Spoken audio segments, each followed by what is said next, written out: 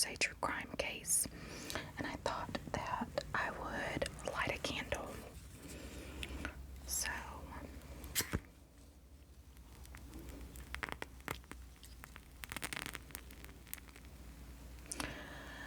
quick disclaimer. This true crime video is not intended for anyone under the age of 18, and even then, viewer discretion is advised. I am telling this in an ASMR style. It is meant to relax the listener and be a more gentle way of telling the story. I mean no disrespect to any of the victims or their family members.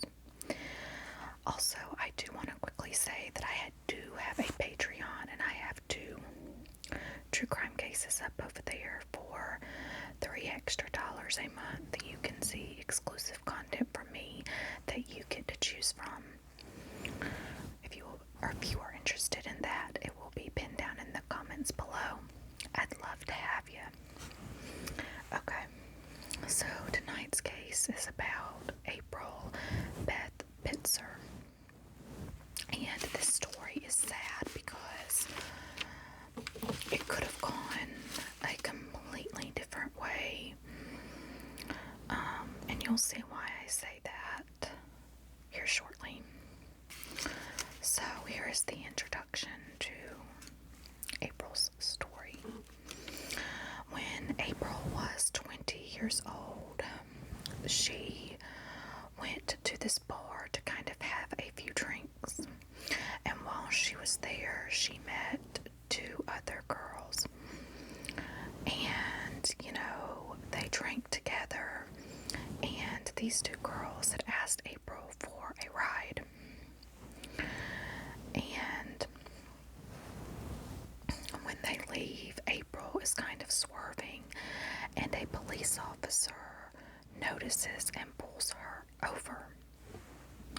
And she gets arrested for a DWI. She was told that this could carry jail time, but she was young and kind of naive. She was given an option to have these charges dropped if she became a police informant. She agreed, but her agreeing to this would dramatically change her life. This case takes place in several different states around the U.S. Buckle up. It's a true ride. So here we go. April Pitzer was born in Clarksville, Arkansas on February 14th, 1974, to Gloria May Denton. So Gloria was a young teenage mother, and it was really rough early on for her and April. It was really rough for Gloria to make ends meet. This wasn't really, there wasn't really a whole lot of info on April's father, but he was not involved in April's life. By the time April was 3 years old, Gloria had unfortunately lost custody of her, and she went to live with some relatives. Gloria remained a constant in April's life, and they were very close. April was described as a beautiful girl, very bubbly and nurturing, and she made friends very easily. She was, however, a bit of a thrill seeker, living life on the edge. She loved outdoor activities, and she loved to cook and sing. Now, Gloria had tried to regain custody of April the remainder of the time that April was in, the custody of her. But I guess she never regained custody. However, when April was 17 years old, April would choose to go live with Gloria because she was old enough to make this decision. Now, I didn't find a whole lot of information on whether or not, Gloria ever, April ever lived with Gloria during the time that she lived with these relatives, but I'm assuming that she didn't. They, were super close, but Gloria decided to move to Texas after, April went to live with her when she was 17.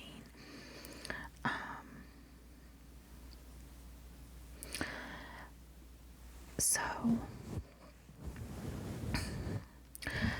Gloria really wanted April to come with her to Texas, but April is still very young and her whole life is in Arkansas. So she doesn't want to go and she chooses to stay in Arkansas.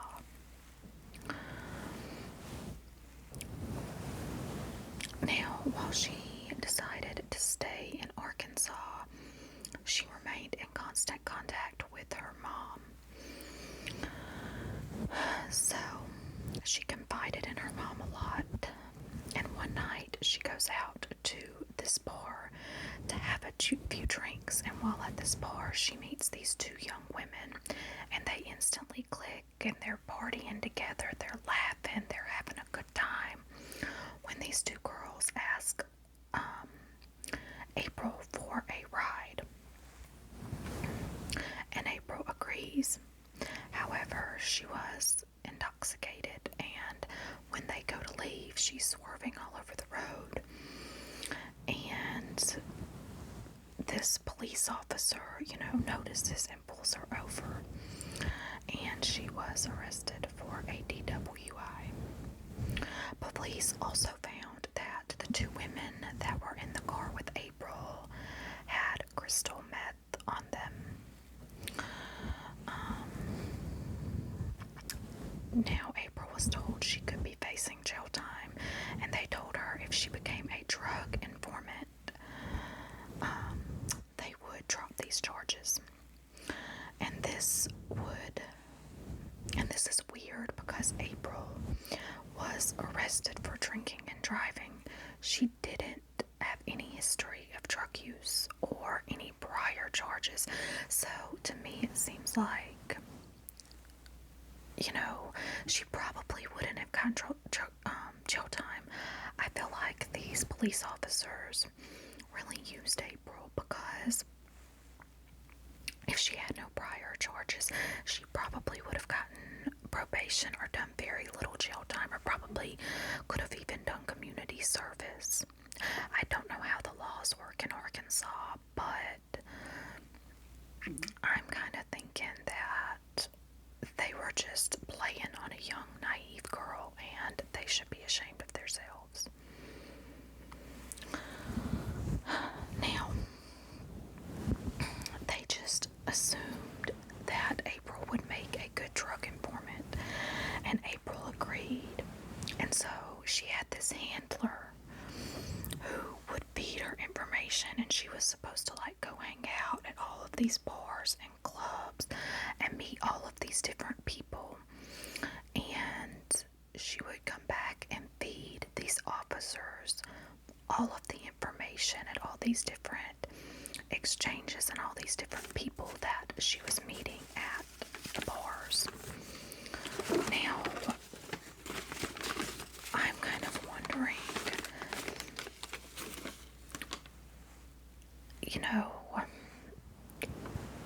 if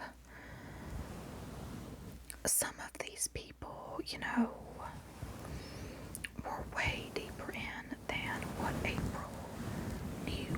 I mean, I know that the drug cartel was very deep, and this was a cartel that April was having to feed information about, but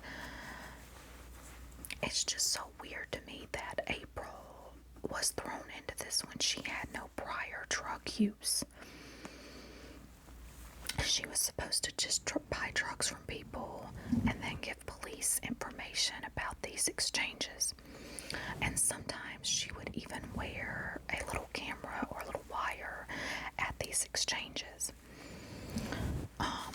So there was this massive drug cartel operation in the area, and police were hoping that April could help bring down these people that were in the drug cartel. Now April had no idea how huge this cartel was, and exactly how many people were involved in it. But she worked with police, feeding them information, which led to them gathering all of this evidence. And, April's mom kind of knew about it, and she was extremely worried about April, which she should have been. I am so confused as to why this even came about. I mean, I know that the two girls had drugs on them, but it just seems strange to me, the whole thing. I know I keep saying that, but wow, it just seems extremely strange, and I'm just kind of like, what? But okay, we are just gonna go with it because I don't know exactly why they're using this girl this way. Soon enough, police found out that April's identity as a police informant had been compromised. Now, we don't know how, but somehow it had been compromised, and so police moved in to quickly pull April out. But unfortunately, it was too late because some very dangerous people already knew who April was. And they knew that she had been working for police. Now, police had told April that she needed to leave Arkansas. And they told her to not to reach out to friends or family to let them know where she was.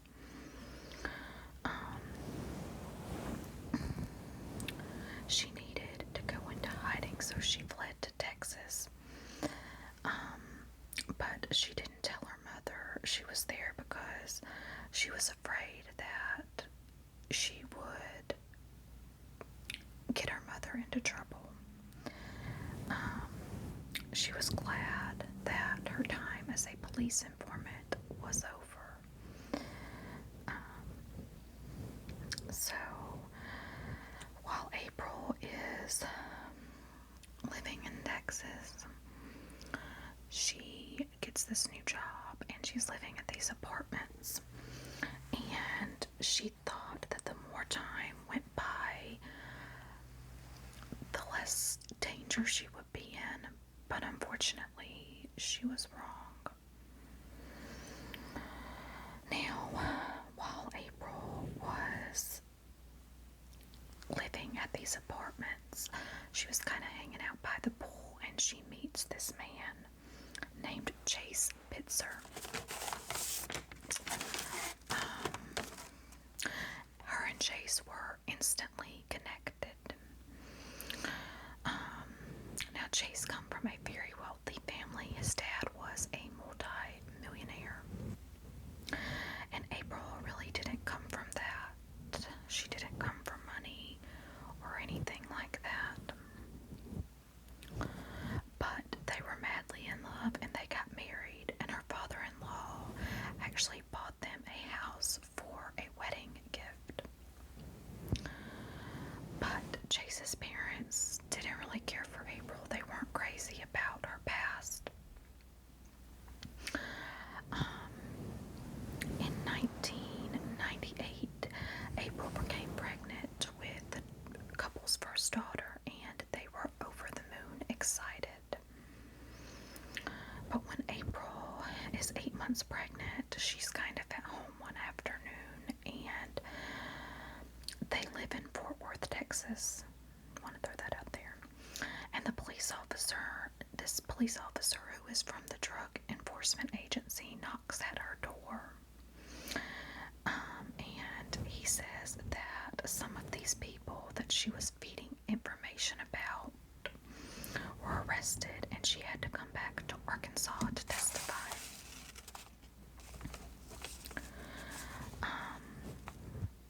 I'm kind of wondering, why her husband didn't try to help her. I mean, she's 8 months pregnant. She really doesn't need this stress. And his family is very wealthy. I feel like they could have done something to help get her out of this. I mean, she could have just stuck the DWI charges, or, they could have bought her a lawyer or done something to help her, But she was told she had to come testify in open court, or they would pursue the DWI charges and charge her in connection with this drunk ring. Now, I'm wondering how they can do this when they're the ones who put her in that position. How can you charge her with connections to the drug ring when you're the ones who put her in connection with these people? It wasn't like she was out hanging out with them before, So that's a little bit confusing to me. Why would that even be brought up? I guess to scare her. I don't know. It wasn't until April went to testify that her mom was made aware that April had been hiding in Texas all along. And remember, her mom had moved to Texas. So federal officers protected April while she was there in Arkansas, and they kind of moved her around to different safe houses. And when she went in to testify at court, she wore a hood so people wouldn't know, who she was. It was supposed to conceal her identity.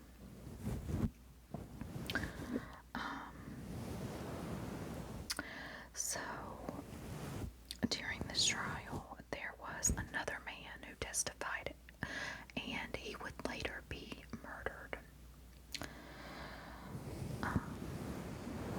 So April testifies. This drug cartel was so big, guys, that it went from Arkansas to California. April played a huge part in putting at least 30 people behind bars in federal prison, and 2 of the people who were indicted were a couple. And the man in the couple received 8 years. And the lady, whose name was Brandy Brooks, received 8 years probation.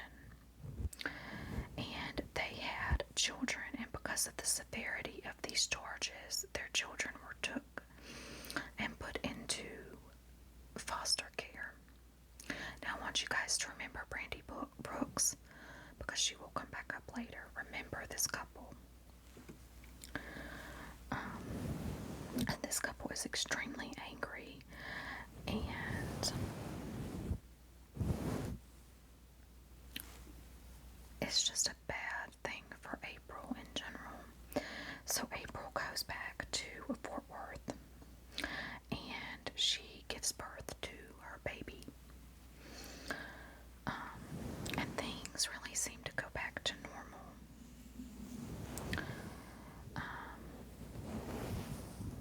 April, however, was severely traumatized from the trial.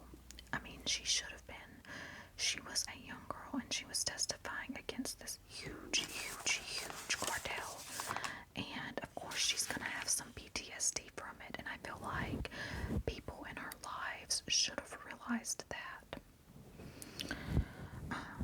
She started to worry that people were after her, and she knew that the people she sent to prison were really bad guys. April was constantly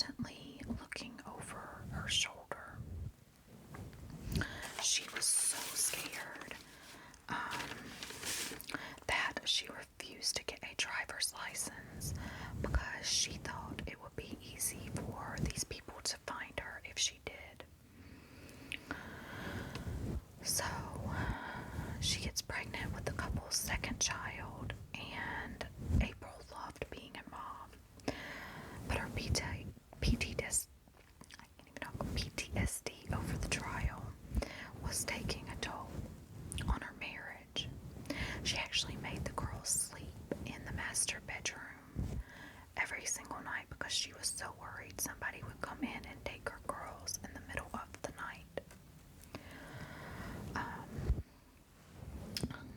She was so worried about this that she would stay up all night, and she was getting very little sleep. It was kind of fueling her stress and anxiety and PTSD.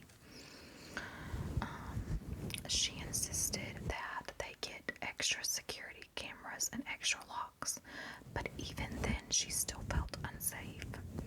And April began to drink heavily, and her husband forced her to go see a doctor who diagnosed her with bipolar disorder. Now, I'm wondering, did she really have bipolar disorder, or did this doctor just say that because she was having all this PTSD from the trial? I mean, this was, like, I guess the 90s or early 2000s, and healthcare wasn't what it is today. Mental health care wasn't what it is today. I feel like she was definitely suffering with PTSD. And I'm just wondering why nobody in her life really tried to help her. Like, if her husband loved her the way he said he did, she's had 2 children with him, why wasn't he doing something to help? He knew that she put all these bad guys away. Don't get me wrong, I'm not doting on the husband. I'm not trying to down him. We don't know the complete story, but I just find it extremely sad. And these are the details that are out there, so I'm just kind of wondering I don't know. So April took this really hard, and she kind of gave up after her marriage had failed, and she actually ended up getting divorced, and then having her kids took, because she had moved out after the divorce and she took the 2 girls, but Chase, her husband, and her in-laws had actually called child services on April, and April just really kind of gave up after this. And then she met a man named John Lopez, who was from Oakley, California, and he asked April to go with him to California. Now, John was married to a woman named Rose, but she and John kind of had an open relationship. Now, we're not sure that if April was romantically involved with John, or if they were just all kind of friends. So,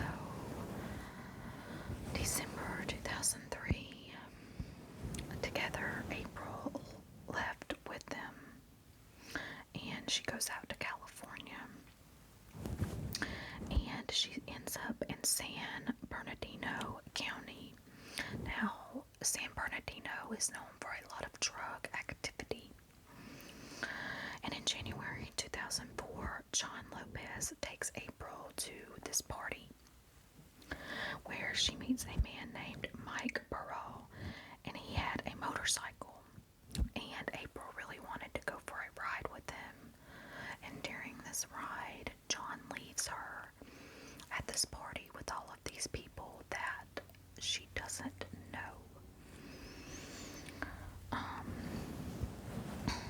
So Mike tells her that he has a brother and they have a lot of land that has like these trailers on them, and she can come and stay there. April doesn't really have a choice, and she's kind of thankful to just have a place to stay. So she gets involved with the parole crew who live in Newberry Springs, California. Now, at this point, April is still drinking heavily, and this is where she begins to start using drugs as well.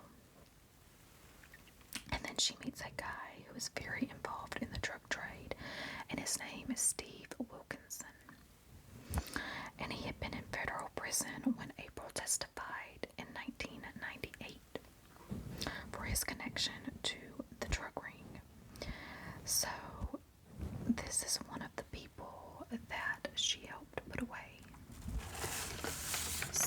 she's kind of out here in California, and she's running into these people that are connected to this drug ring she helped put away. But Steve has no idea who April is.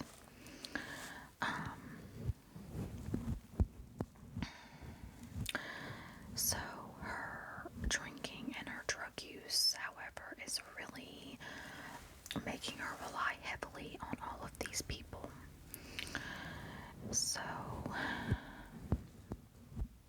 at one point in time, April actually got shot in the leg by one of these people. Now, we don't know who, and we don't know the whole story. But when her mom finds out, she begs April to come home. But April is really embarrassed, so she's lying and telling her mom that she has a really good job and she's living in a really nice place. And then April has this complete meltdown, and she's stumbling down Route 66 one day. And she's very upset, and this man stops to help her, and she just collapses and begins to sob.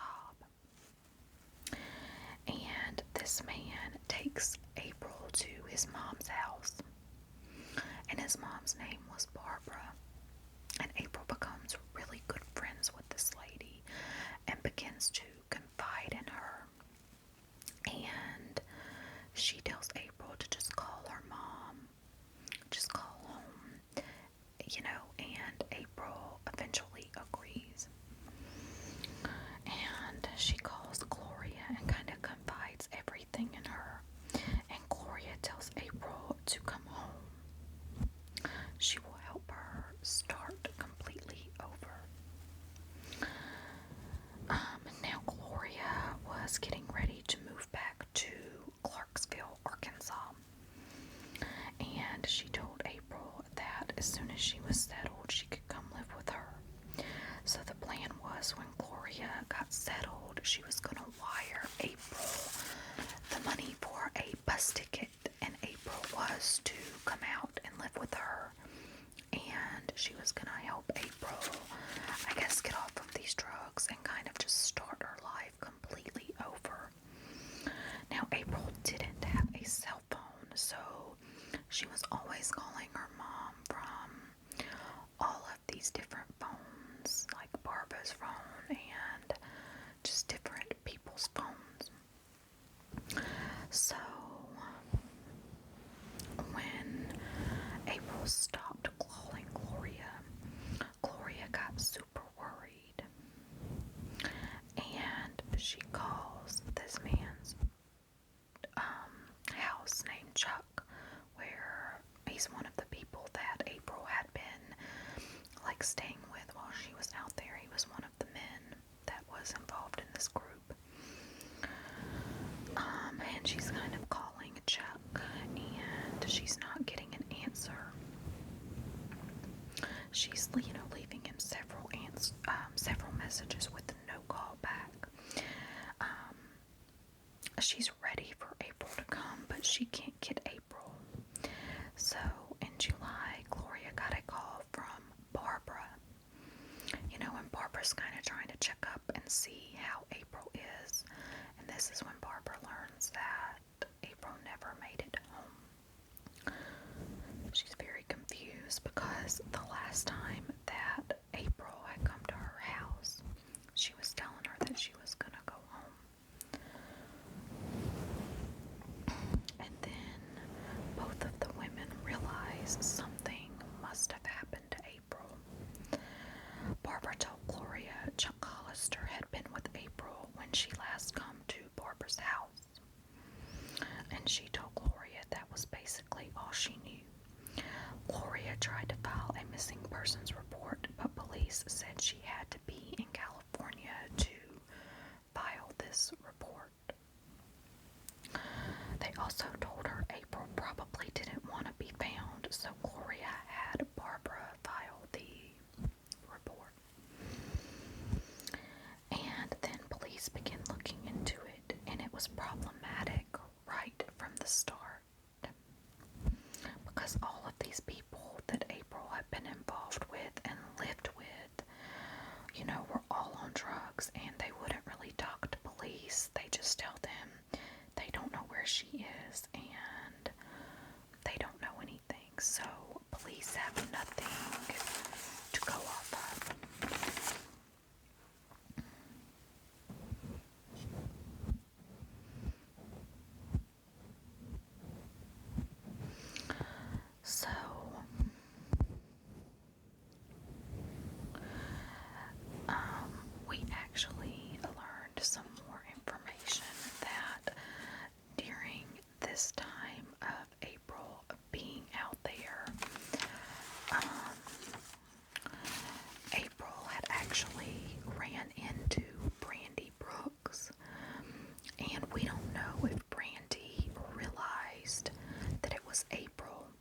when April was kind of at this party, and April knew who Brandy was, but we don't know if Brandy knew who April was.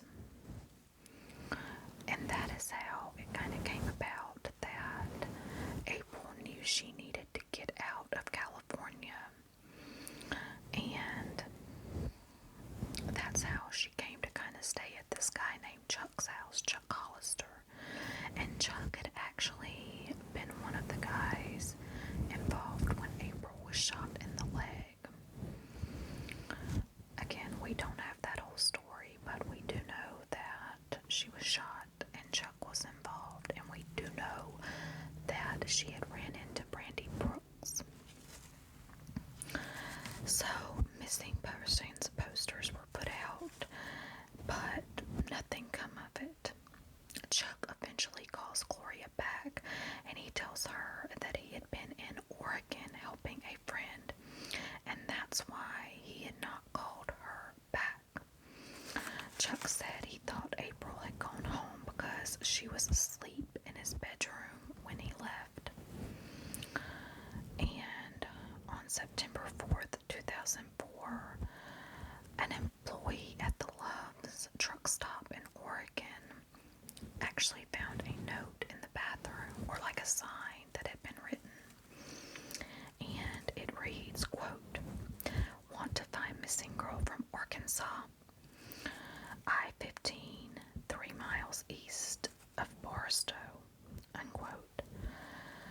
So this extensive search was done in this area, but it turns up nothing. Now remember, Chuck said that he had been in Oregon helping a friend.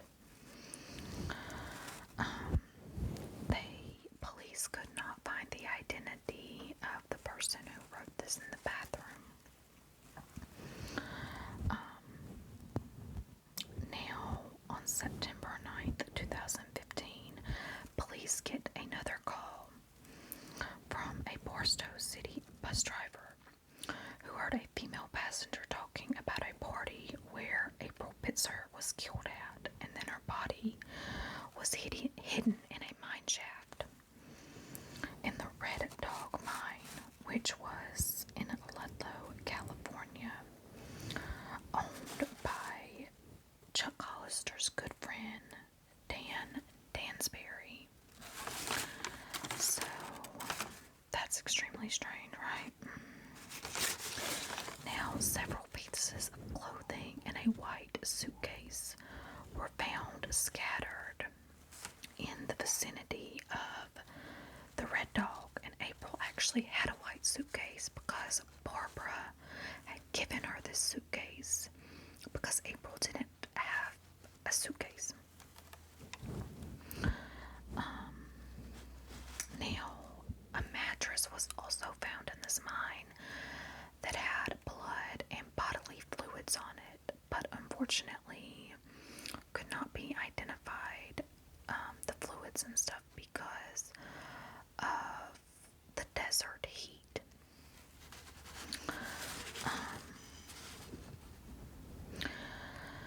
Chuck Hollister denied any involvement in April's disappearance. He told police that he had dropped April off at the bus stop and headed to Oregon to help a friend move. Now, this is not the same story he told her mother when she talked to him. Unfortunately, Chuck died of cancer in September 2006, so we will never really know the truth there. Dan Dansbury, who was also involved when April was shot in the leg, also died in November 2019, and on his deathbed, he denied any involvement in April's case, but told April's mother they were looking in the right place. But they had not gone far enough. There have been several searches, but nothing turned up, and because of Gloria's help, she hasn't been able to really search in the past, I believe, couple of years. But police believe that foul play was involved and that she was murdered. On April on August 27th, 2012, April was declared dead. And in 2008, a memorial and butterfly garden was dedicated to April. April was a Caucasian female with brown hair and hazel eyes. She's 5'9" and weighed 120 pounds. She has a scar on her left chest and elbow, and a scar on the left side of her stomach. She is missing several of her upper teeth and has dental implants. April was last seen wearing a simple chain necklace, a watch with leopard print, a gold hoop earrings, and sneakers or sandals. She wears a size 8 or 8.5 shoe. If you have any information, please call the San Bernardino Sheriff Department at 760-256-4838. I truly believe that April was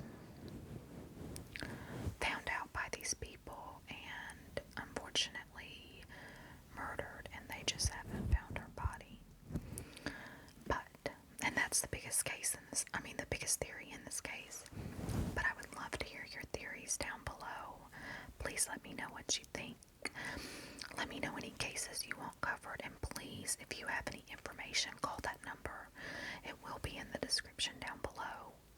Gloria has been very ill in the past couple of years, and she really needs closure for her daughter.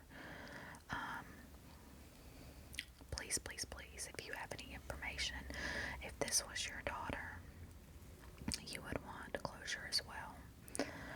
Also, I truly believe April's story could have been a different story, and the police really used her and played off of that because of how young she was and naive. And this is completely their fault. I feel like it falls a lot on them. I could go back, I would tell her, if I could have met her, I would tell her, just take those charges. It'll be fine. You don't have to do all of this other. She didn't have to be a police informant.